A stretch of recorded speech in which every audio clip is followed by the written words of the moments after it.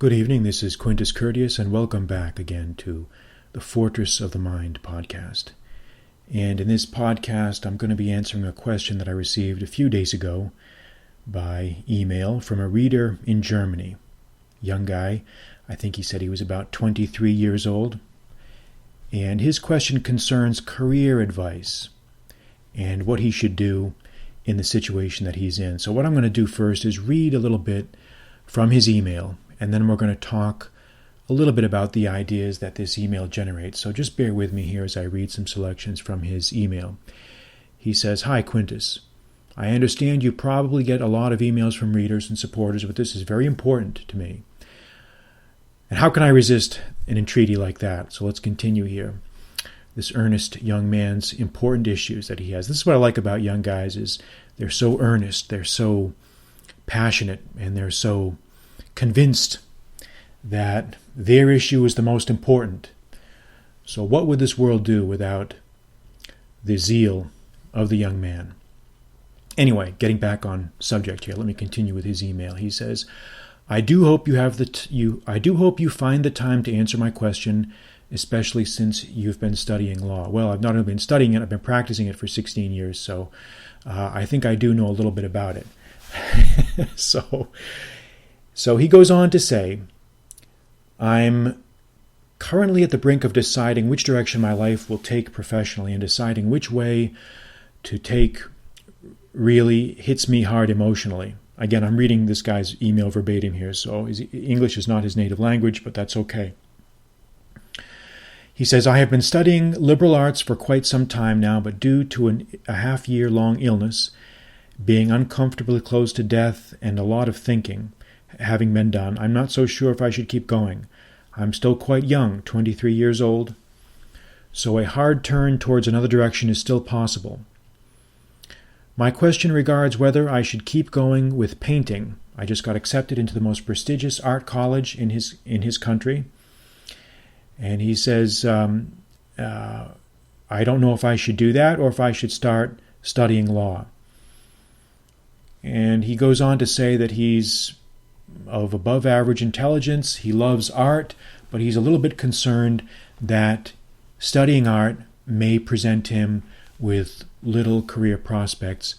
And he doesn't know much about law either, but he says that he might, or thinks that he might have a better chance to do some sort of job with that, although he's concerned that he would be stuck and roped into a grind of doing nothing but going into an office space every day of the week. So he says here, I have always admired your views on how the world works and how to think and act like a man, which your advice has helped me a great deal. So I guess my question is, how the hell do I decide what way would be the best for me to take? I just can't seem to logically pick apart the pros and cons to make of the best decision here and what to do.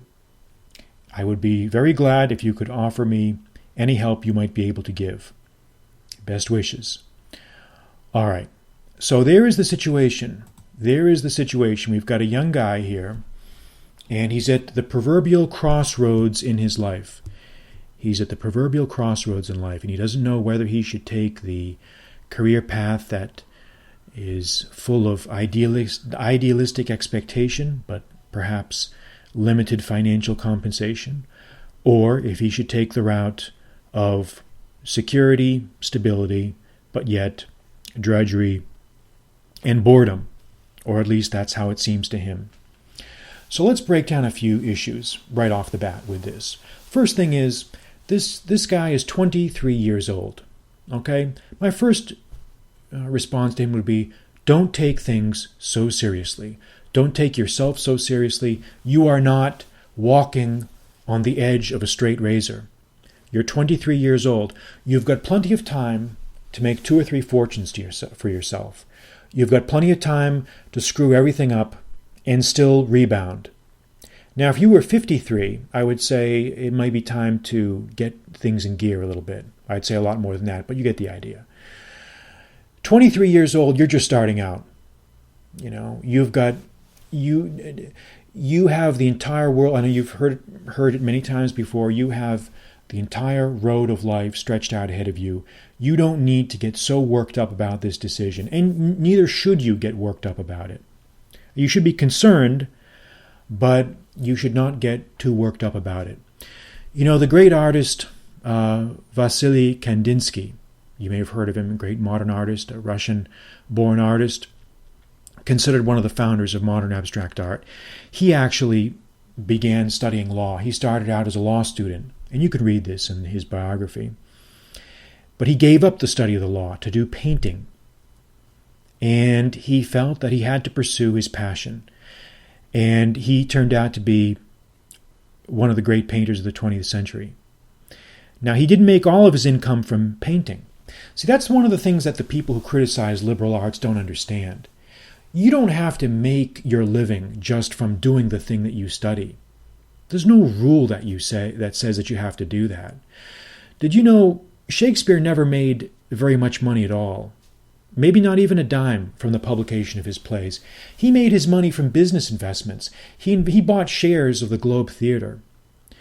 He was a very, very astute businessman who bought into shares of the theaters in which he worked and was able to turn a very nice profit from bringing in the crowds. He also happened to be a genius in his spare time, but that's beside the point. You know, Kandinsky also, he taught in Germany. He taught during the Bauhaus years of the 20s. I don't remember exactly what institutes he taught at, but you can look it up very easily. He's very famous.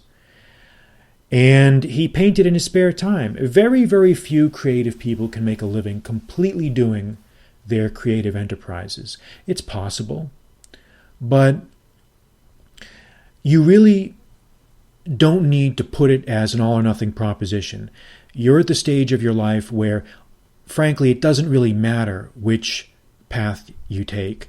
If you choose to go to art school, you may find yourself brilliantly inspired. You may find the synapses of your brain surging with electrochemical potential. And you may find yourself taken off into new directions of creativity that may lead you to other career paths that you haven't even thought of yet.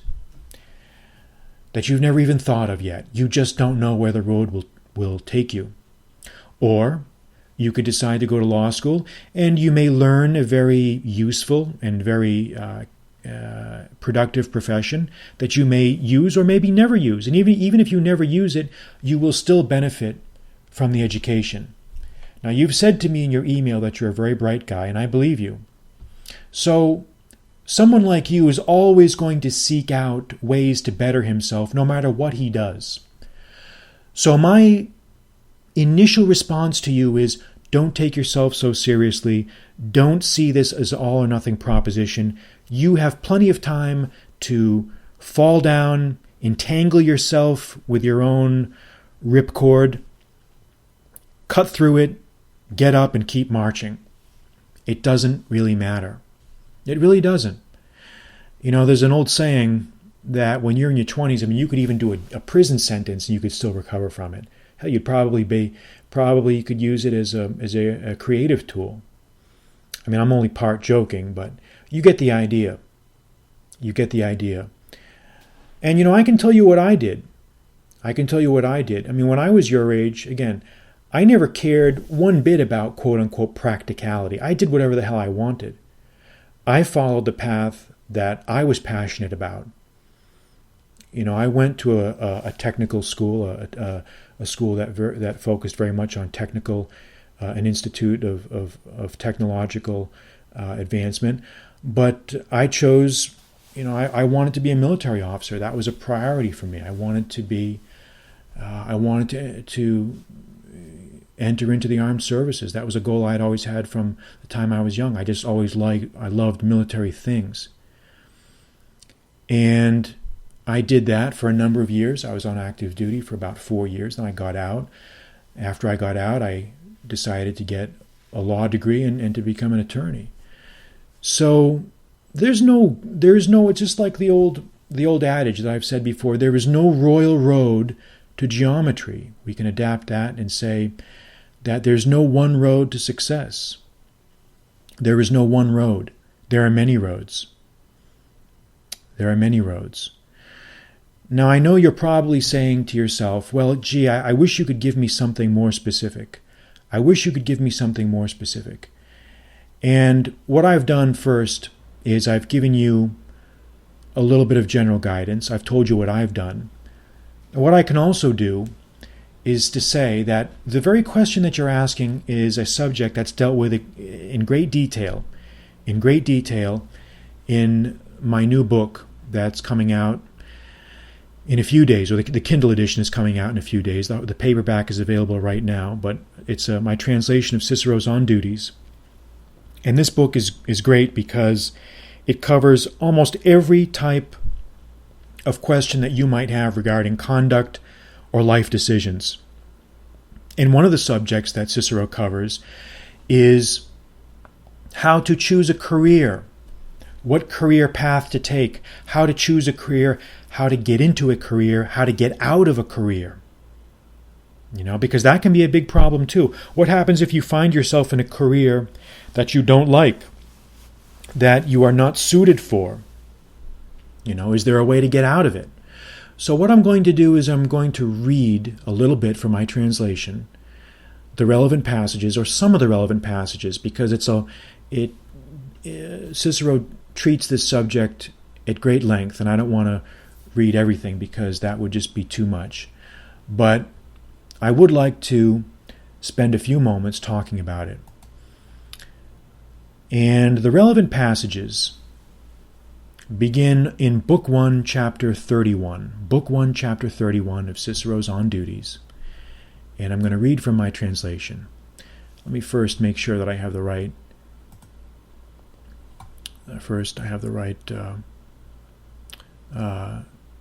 okay, I think I'm okay here. I'm in the right place. Luckily, my topical organization system allows me to locate subjects very, very quickly here. I've got the Kindle edition here on my computer monitor in front of me. And one of the things, and I really encourage you to buy this book, not just because I'm trying to, obviously, I'm very proud of it. It's what I spent a great deal of time putting together, but I really do believe that if you can expose yourself to the great wisdom that's in this book, I really think that you'll be a better man and a better person for it. So let's talk about what are Cicero's views of career choices. Well, he starts out by talking about the difference between the personal characteristics that come from nature, with a capital N, and our own individual characteristics. And we have to obey the call of both of these if we want to have a successful calling in life. We have to first be aware of the duties that nature with a capital N, the duties that nature imposes on us as a consequence of our being human beings on this earth, our duties to our fellow man and animals. And then we also have to be aware of our own personal individual characteristics. And in this context, Cicero says in Book 1, Chapter 31, he says, "Indeed, everyone must hold tightly to their own particular characteristics, but not their vices, so that decorum, which we are discussing here, may be preserved. We must do things in such a way that the universal laws of nature are not violated, and, while preserving those laws, we should follow our own peculiar natures. And although others may be more important and successful, we should still measure our pursuits by the yardstick of our own natures. It is of no use to oppose what nature herself forbids, and to pursue what one is unable to achieve. From this principle, the decorum of which we spoke earlier emerges even more clearly. As the saying goes, quote, "Nothing is right with a reluctant Minerva if it is incompatible with nature and is opposed to it." And by that, quote, Minerva was the Roman goddess of wisdom. And by that, quote, Cicero means it doesn't do any good to try to go against your own personal characteristics and the impositions of nature in general. So that's the first thing the background. And Cicero later says, and again we're in chapter 31, book 1, chapter 31, subsection 114, and actually 113. At the end he says, "After considering these things, it will be right to judge them in this way. Every man ought to deal with the traits he has, and not want to experience those that are more suitable to others. What is most intimately a man's own is what is most suitable for him." So you, sir, and I'm addressing the guy who sent me the email, you have to ask yourself, what is most intimately your own? Do you feel most intimately connected with art? Or do you feel most intimately connected with the talents of rhetoric and words and argument and declamation? These are the questions you need to ask. And Cicero now goes on to say, and again I'm quoting, "Everyone therefore should get to know his own character and become a pointed critic of his own virtues and deficiencies. Otherwise, actors may be seen to have more good judgment than we do. Actors do not necessarily choose the best plays, but rather the ones that are most suitable for their skills." And this is a great analogy, very, very good analogy. Cicero talks about actors, stage actors. I'll repeat it. Actors do not necessarily choose the best plays, but rather the ones that are most suitable to their skills. Remember that. Again, On Duties, Book 1, Chapter 31, Section 114. Okay? And now I'm going to continue. It says, "Those who rely on their vocal power, those actors who rely on their vocal power select the Epigoni and the Medus." And these are names of plays, Epigoni and the Medus. Doesn't matter who wrote them.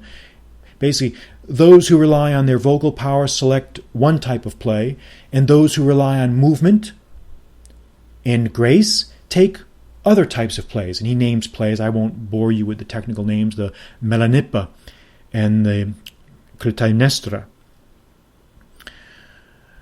So he says, such an actor should have good judgment on stage. He says, should an actor have such good judgment on stage, and a wise man not have it in real life? So again, in many ways, life is a stage, and you should pick the career, you should pick the occupation that perhaps you're most suitable to perform with. And again, Cicero says at the end of chapter 31, he says, "We will be most suitable for those things which we are best able to do. But if necessity forces us into something that is not suitable to our nature, all care, thoughtfulness, and diligence should be employed so that we can carry it out. If not with distinction, then at least with as little damage as possible. We do not need to struggle so hard to follow those ideal qualities that have not been given to us. Rather, we should struggle to avoid vice." That's a great quote right there. Because many times in life, it's simply better. You'll be better off to avoid bad things than trying to cultivate qualities for which you are ill-suited. That's one thing you learn as you get older. Very often, the best choices are not the ideal, hypothetical, perfect best choice, but the one in which you can avoid the most vice. So those are first principles that I think we should start with here. I'm going to read a few more passages from On Duties here. Again, we're in Book 1, Chapter 32. I'm just going to scan my eyes down and read some relevant sentences that I think really pertain to the question that's being asked. And he says, how we wish to deal with these factors, however, is a matter of our own personal choice. So some men apply themselves to philosophy, others to the practice of civil law, and still others to the arts of eloquence. And with regard to the virtues, one man may prefer to cultivate one, and another man may prefer another. All these questions that we have explored in our search for what is proper should weigh on our minds and our thinking. he goes on to say. For we must first decide for ourselves what sort of man we are, what sort of man we wish to be, and what type of life we want. Of all questions, this one is the most difficult. In adolescence, when the powers of deliberation are at their most feeble, a person decides that his profession should be the thing he loves most at that time. In this way he is entangled in a certain profession and a way of life before he is really able to judge what is best for him. That's also important. And then he goes on to say, for the most part, however, saturated with the worldviews of our parents, we are instructed by their behavior and teachings. Others are carried along by the judgment of the multitude and opt for what the majority sees as most advantageous. A few, however, whether due to luck or to good character, follow the right path in life without having had any parental instruction. Finally, and this is chapter 33, book 1, chapter 33, he says, finally there is the most rare type. These are men who, either through superlative ability or incredible erudition and learning, or both, have the opportunity to select at will what path in life they wish to follow. The decision in this regard must hinge on each man's individual character. As was said above, we try to discover what may be appropriate for each man in accordance with his natural-born traits. This principle must be applied continuously in one's entire life as something to be adhered to, so that we can remain true to our natures for our entire lives and not waver in the performance of our responsibilities. And what a brilliant and wondrous passage that is to read. Very, very great advice here. And I will wrap up my quotes here with one final quote here from Cicero. Again, Book 1, Chapter 33. He says, therefore, he who has constructed his life's plan according to his own vice-free nature, as he ought to do, should hold firmly to this course unless perhaps he realizes that he has erred in selecting the path that he took. If this happens, and sometimes it does, a change in one's life course must be made. If external circumstances help this change, we will do it with more ease and convenience. If external circumstances do not help along such a change, then we must do it in a step-by-step gradual manner, in the same way that, as wise men tell us, a friendship which no longer pleases us or serves any purpose should be dissolved slowly, rather than terminated suddenly. Changing one's course in life must be undertaken with careful deliberation, so that we may be seen to have done it with due diligence. And again, what a brilliant and profound series of passages I've just read. So what do we conclude from all that? I think what Cicero is saying is, when you're young, it's not easy to make this decision, and he recognizes this and he admits this.